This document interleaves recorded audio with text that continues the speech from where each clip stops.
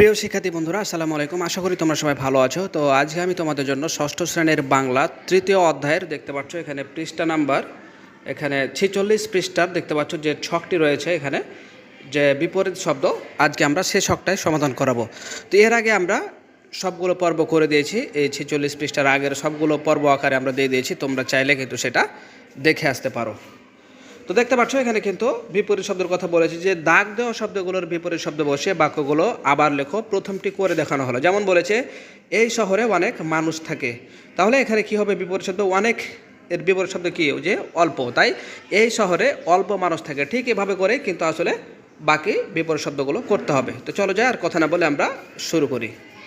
তো প্রিয় শিক্ষার্থী, দেখতে পাচ্ছ যে আসলে সবগুলো সমাধান এখানে করে দেওয়া হয়েছে, জাস্ট তোমরা পর্যায়ক্রমে শুধু তুলে নেবে। এখানে দেখতে পাচ্ছ এই শহরে অনেক মানুষ থাকে, এখানে এর বিপরীত শব্দ কী হবে অনেকের। এখানে দেখো এই শহরে অল্প মানুষ থাকে। তারপর দেখতে পাচ্ছি বিথির বাড়ি দূরে, এরপর আমরা দেখতে পাবো এর সমাধানটি। এখানে দেখতে পাচ্ছি বিথির বাড়ি কাছে, অর্থাৎ দূরের বিপরীত শব্দ হচ্ছে কাছে। এরপর আমরা প্রশ্ন দেখতে পাচ্ছি যে শুকনো খাবার আমার পছন্দ, উত্তর আমরা দেখতে পাচ্ছি শুকনো খাবার আমার অপছন্দ। এরপর আমরা দেখতে পাচ্ছি আজ গরম পড়েছে, এর বিপরীত শব্দ হবে আজ ঠান্ডা পড়েছে।